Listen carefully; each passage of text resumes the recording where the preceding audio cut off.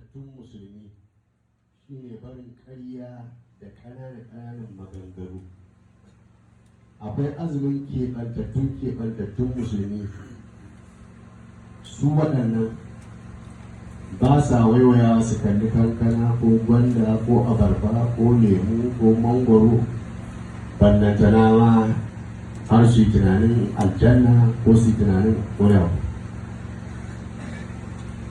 Su gama garin musulmi suna neman aljanna ne da wannan azumin da suke yi, su kuma keɓantattun musulmi suna neman yardar Allah ne da wannan azumin da suke yi, su kuma keɓantattu zatin Allah suke yi.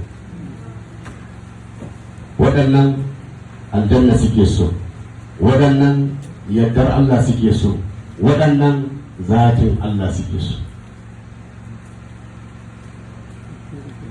Wanda yake san aljanna shine za ka ga idan ana azumi ba zai ci abinci ba, ba zai sha ruwa ba, ba zai kusanci iyali ba, amma zai ɗan taɓa ƙarya, zai ɗan taɓa gulma, zai ɗan yi tsegumi, wataƙila ma zai batsa kuma yana azumi.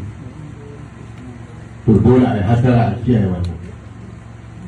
Manzo Allah sallallahu alaihi wasallam ya ce ma sama man zalla ya kullu luhuman nas. Duk mutumin da ya shiga inuwa ya zauna yana gulman mutane bai da azumi. Bai da azumi. Yasa ana azumi ba a san yawan haduwa da mutane. Ba a so. Saboda kai kokari azumin kai tsira. Kuma mun gaya muku tun farkon karatu cewa shi fa azumin nan wani bawan Allah ne babba. Saboda matsayin shi a wurin Allah ma Allah ya bashi sunan shi.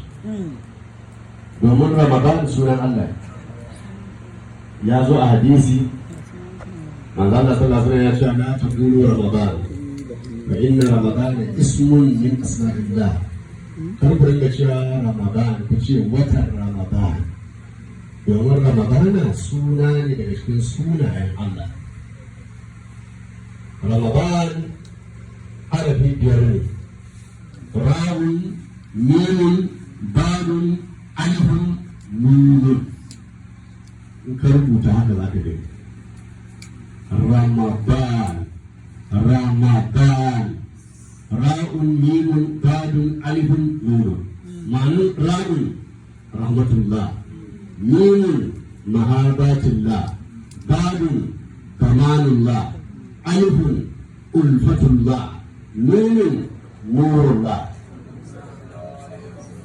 Wai ma'ana duk wanda ya azumi yadda Allah yake so ya yi, to zai samu rahman Allah, zai samu baiwan Allah, zai samu lamanin Allah, zai samu soyayyan Allah, zai samu hasken Allah.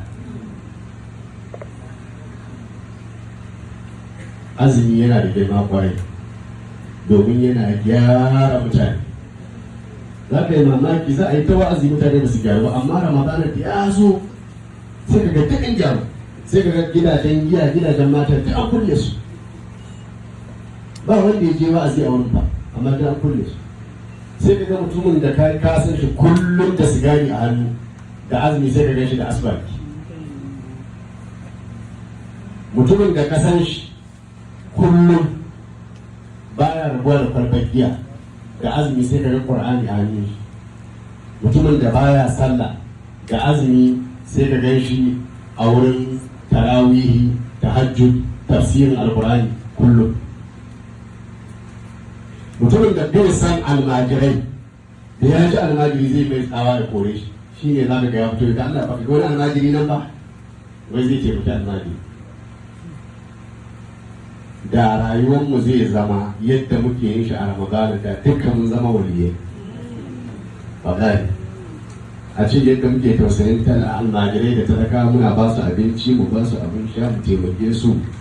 A ce ko da azumi ya wuce ma haka muke, yadda muke kullum raka'a 10 muke ko, a ce kullum raka'a 10 nan muna yi. Ai ba za a samu shekara ba ga mutum ya fara ganin annabi ba sallallahu alaihi wasallam.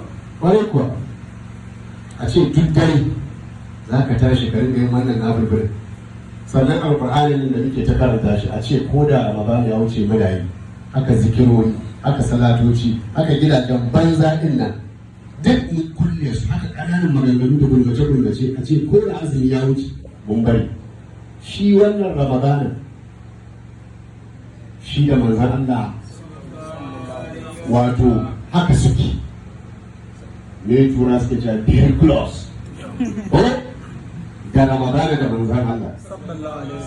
Har ta kai ranar aljama ba wani mutum an koro shi mala'iku suna dukan shi ta ke ta fuskar duka su kawai sai hango annabi sai ya rubu ya caci wani ga annabi sallallahu alaihi wasallam. Sai manzan Allah kalli mala'iku ce kai ku dakata, sai suka dakata. Bawan Allah ne yi haka kuke dukan sa?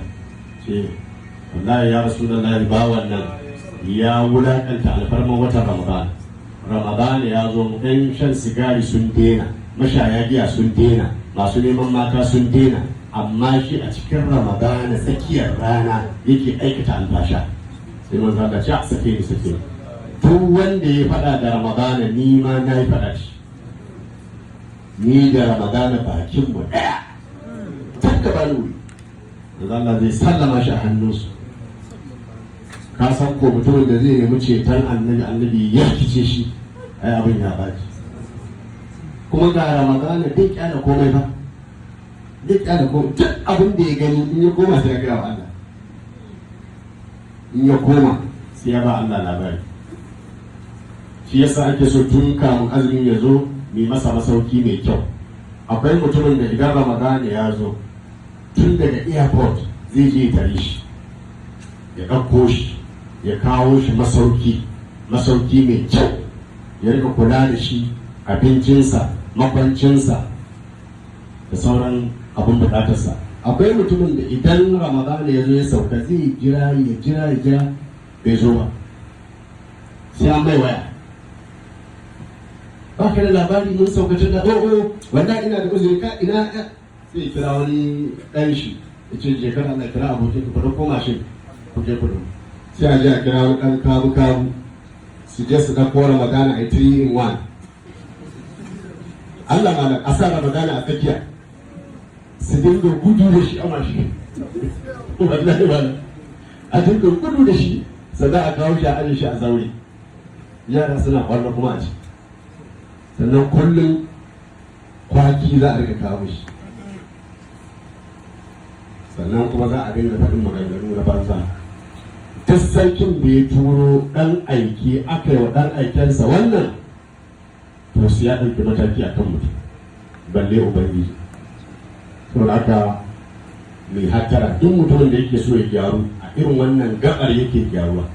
Tunda dai yanzu an ga cewa gashi ana azumi, ana yawan nafilfili, ana karatun alkur'ani, ana yawan zikirori, ana yawan manzon Allah sallallahu alaihi wasallam salati, an rage ƙarya, an rage gulma, an rage alfasha. To sai mutum ya dora niyyar ko da Ramadanin ya wuce zai dore akan haka, ya ci gaba da yi, kar a canza, kar a juya. Sannan shi azumi da ake ganin shi, wato azumi fana'i ne, azumi fana'i ne, buɗe baki baƙaƙi. as-sawm fana'un wal iftaru baqa'un. Fana'i shine karewa a ina a cikin zatin Allah. Allah baya ci, baya sha, bai da mata, baya bacci, la taquzhu sinatun wala nawm. To mai azumi ya kare cikin zatin Allah, sifofin Allah sun lullube shi. Shi ma yau baya ci, baya sha, baya aure, baya bacci. Buɗe baki baka'i ne. Menene baka'i? Wanzuwa cikin sifofin manzo Allah. Rashin ci sifan Allah ne, rashin sha sifan Allah ne, rashin aure sifan Allah ne, rashin bacci sifan Allah ne, cin abinci sifan manzon Allah ne, shan ruwa sifan manzon Allah ne, aure sifan manzon Allah ne, bacci sifan manzon Allah ne. Ashe idan ka kalli wannan da kyau za ka gane azumi zikiri. In kana azumi ko ka yi shiru ka sa abin da kake cewa la ilaha illallah da safe ke har zuwa magariba ba ka da aiki sai la ilaha illallah, la ilaha illallah. Mai azumi ko ya yi shiru la ilaha illallah, la ilaha illallah, la ilaha illallah, da zaran rana ta faɗi yana shan ruwa ya fara Muhammadun Rasulullah Muhammadun Rasulullah Muhammadun Rasulullah har sai alfatar ya ke azumi babban abin. So da aka yan uwa mu lura da wannan da kyau. Allah ya ce mu kewu. Subhana rabbika rabbil izzati amma yasifun wa salamun alal mursalin alhamdulillah.